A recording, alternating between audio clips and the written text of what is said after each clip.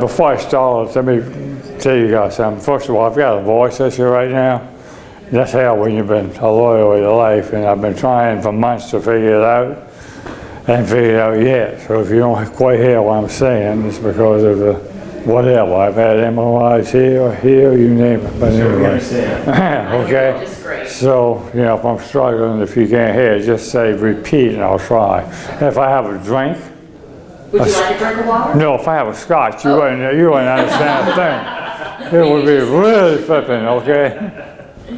No problem. So tell us your first and last name. Fred Riesen, R-I-E-S-E-N, Jr. Gotcha. And what year did you begin practicing law? Well, let's put it this way. I got out of law school in January of '68, and then passed the bar started right after that, and then I went into the Army, the reserves, underneath committee group for 6 years. I got out of there, and then I came back, and I may have told you before, my mother ran a beauty shop on Marguerite's downtown for 50 years, and despite the fact that she did, I didn't have any blue in my blood. I had red in my blood. So, you know, in those days, you went down Broad Street looking for a job. Well, that wasn't working too well. So my first job was with Neighborhood Legal Assistance, and I worked for them for about a year and a half. I loved it because you're helping underprivileged people. Did that for a year and a half when I found out what all the everything was, as far as the courtrooms and everything else, and I hung up the shingle.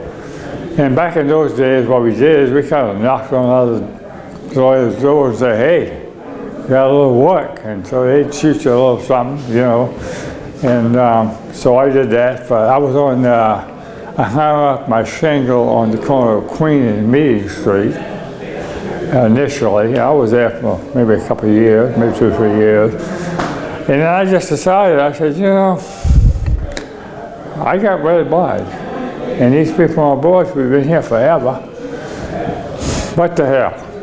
So I went to North Charleston. I went to the North area and started practicing there. I had some relatives, some cousins and aunts and uncles from that area. And so I started there. And I guess for over 40 years or so, I've been in the North area. And then what Boeing wants, Boeing gets.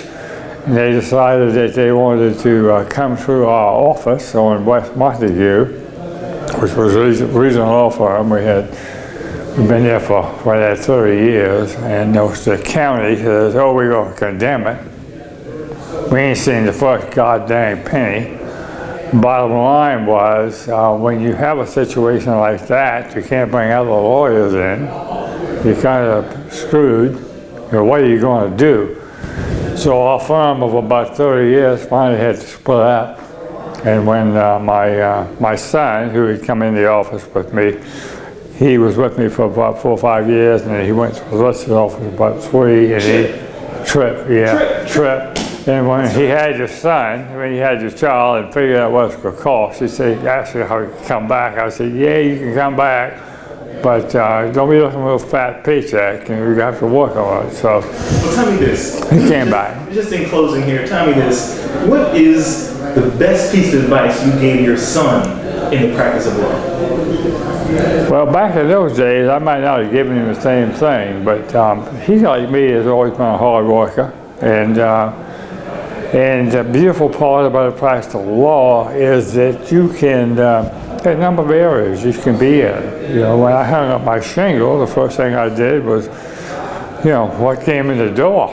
And some friends of mine were in real estate at the time, so I just them closed things. And then what happened is then our fee schedule went out of whack. They got rid of it. So the only people who walked away with money were the realtors. I said, no way, Jose. No more real estate. And my assistant, Jan Green, for about 10 years said, Fred, you are an idiot. I can't believe you get it. I said, I'm just trying cases from now on. Forget this.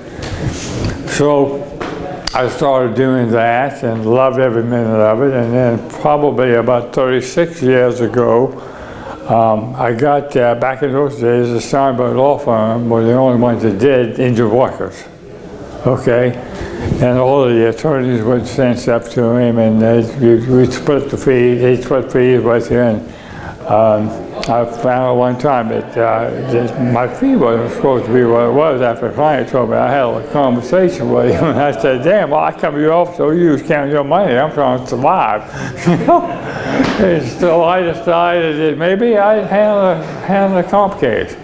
And back in those days, I think Richard Warren was the only other person that attempted to do that. And he put me in touch with Ben Bowen.